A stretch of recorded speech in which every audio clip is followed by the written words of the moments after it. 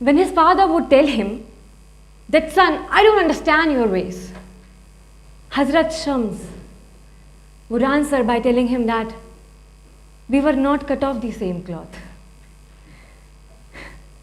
Shams of Tabriz already knew that no matter how much he loved his parents and craved for their affection, they would be strangers to him and his mystical ways. He already knew that he had a different path to walk on, and that his language and that of his father were as different as Russian or Japanese. He already knew that he was destined to leave the conventional ways of life and discover his own. And after all, self-realization and awareness at a young age makes you abandon a lot of things in relationships. And I think that's where I come in. I left my house in 2015, September. And according to the articles you must have read about me, I left or my parents kicked me out because they were unsupportive with the fact that I wanted to pursue arts and travel. True. But just like Shams, I already knew which path I had to choose. I wanted to go out there and question my own beliefs and limits. I wanted to see what the universe had to offer me. This is my...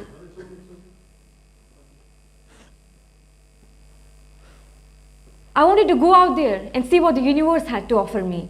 I wanted to question my own beliefs and limits.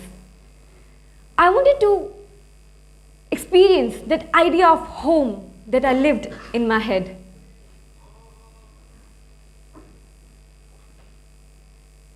And so, I started changing homes and cities one by one. Chandigarh, Jaipur, Delhi, Ahmedabad, Bombay, Hyderabad, Bangalore, Sikkim, and now Indore. But home.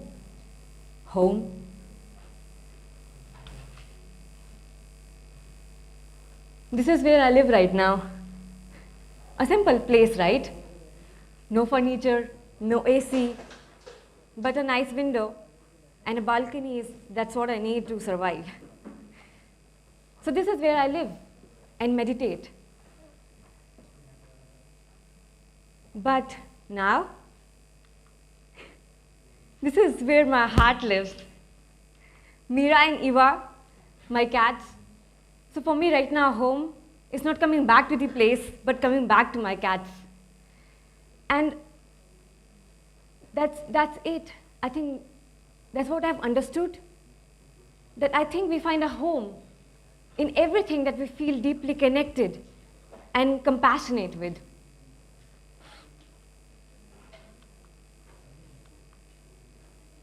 When we were young, we used to create a playhouse out of cardboard boxes and cushions and bed sheets inside our own house. Now I wonder why we have always been this way. We used to feel that the playhouse used to keep us safe, as if like we own a territory. We used to ask for passwords from others before letting them in. We used to decorate it with fairy lights and keep all our secret stuff inside. I think all our life, we look for people and places that keep our secrets safe. So is home safety.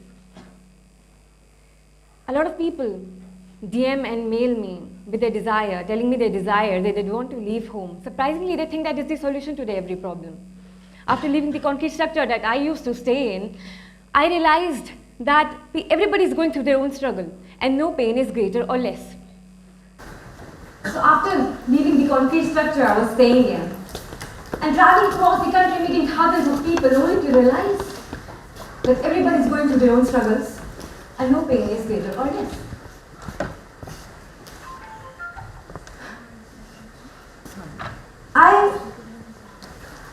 I want you to see what is home to people. And for that, I asked people, what does home means to them? What is home? So isn't it like designing a bigger wardrobe than your previous one? Yes, it is. So if that's so, what are you designing in this bigger wardrobe? Definitely love, power, nature, God. Let us just discuss this in detail. The antonym of love is indifference. You run away from a home because you don't receive the amount of love you desire. You find neither affection nor acceptance, so you run away from a home to find a new home called love. The antonym of power is compromise. You don't want to wake up at the time somebody else asks you to. You don't want somebody else to take decisions for you about what you wear and what you eat, so you run away from home to find a new home called power. The antonym of nature, it's captivity. You feel like a bird in a cage. No matter how many things you possess, you feel restless and you feel lonely. You want to get away from these structures designed by humankind and experience complete liberation. So you run away from a home to find a new home called nature. The antonym of God is its neglect. All this while, this tree was just a tree.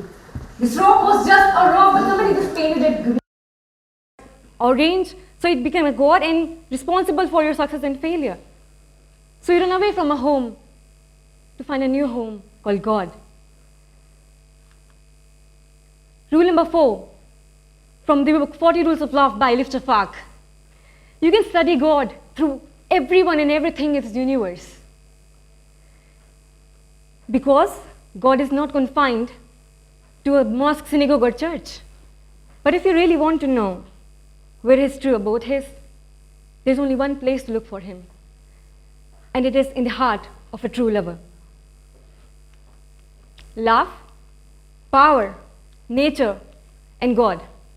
These are the 4 dots that you believe that will make you reach your peace of mind. But here's the twist, that when you connect these dots, it doesn't form a square, it actually forms a circle. And your peace of mind is the center of that circle. The radius is the distance that you assume between you and those 4 points. The farther you go away from yourself, the larger the circle becomes. And in short, I just want to say that the home that you're looking for somewhere out there, out there, no, it's not outside. It's right here, inside you, in your head, in your heart. Some of you have a very small circle. Some of you don't even know that the circle exists. You have never really felt that strong, deep connection with something or someone. And so you yearn for it. So did I. But to know the communion, you have to feel isolation. What starves you, carves you. And it's been 3 years. It has been a difficult journey. It's not easy. I've been living alone. I've been traveling alone. And it's not easy, especially when you have red hair, piercing, and tattoos. But I prepared myself for everything instead of running away. And that's exactly what you have to do. You don't need to abandon your house or your family to connect these dots. I know that it's really difficult because we live in an era where screwed up parents giving birth to screwed up children. To be precise, suppose there are 5 different cars on this road with 5 individual drivers. And if I tell you that all 5 of them are out of control, and all the drivers, they are unconscious, they're not conscious of the functions of the car, but at the same time, they're trying to control the other 4 cars. Exactly, that's the situation of every family right now almost. None of the members is fully self-conscious and aware of their present life, but is trying to control the life of other members of the family. There is no harmony. But how do you move on? You move on when your heart finally understands that there is no turning back. Obsessed with the desire to die young, I've understood one thing, that time के साथ चीजें ठीक नहीं हो जाती, करनी पड़ती हैं. Time doesn't heal. You heal yourself. There are 10,000 crore cells in your brain that are connected to the 1,000 more cells in your body, and every thought creates a reaction, and it affects the brain and the body. 10 days of Vipassana won't make you a sorted person for 65 days. But retreating, that is withdrawing yourself from the outside turmoil in people for 15 to 20 minutes every day will certainly help. A lot of people ask me if I consider myself as a happy person. I feel happiness is overrated. I mean, surely we need happiness in life. We love happiness. But I think it's just a part of what we are. And we need sadness, anxiety, fear, nervousness, and mistakes to grow. And we need multiple facets to reach completeness. And completeness is scary, isn't it? So when I tell you that travel far enough to meet yourself, and when you meet yourself, just tell yourself, or pretend that you never really found yourself. Just let go. And the only thing that you need to doubt are your limits. There are no limits. Everything comes from nothing, and nothing comes from everything. I was talking to this friend. I was telling him, Kevin, I don't think I'm ever going to stop traveling now. The time I stop, I feel my blood is turning to ice. And he gave me this diplomatic answer. Stay happy, Nimisha, just go with the flow. And answer, no. Always remember, my friend, only dead fishes go with the flow. Fishes like me, we create our own flow. And I would like to end with my favorite lines from the movie Waking Life. Creation seems to come out of imperfection. It seems to come out of a frustration, a striving. It came out of our desire to transcend our isolation. And it had to be easy when it was just simple survival. Like water. We came up with the sound for that. Or saber-tooth tiger right behind you. We came up with the sound for that. But when it gets really interesting, I think, is when we use the same set of symbols to communicate the abstract and intangible things that we are experiencing.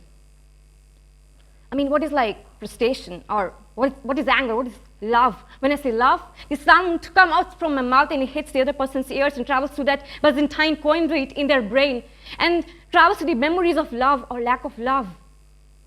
And they say, and they register and they say, I understand, but how do I know that they understand? Because because words are inert, you know. Words are inert. They're just symbols. They're dead, you know. But so much of what we experience is intangible. So much of what we perceive, it's unspeakable.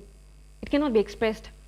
But yet, when we communicate with one another, we form a connection. And it's almost, we feel a spiritual communion.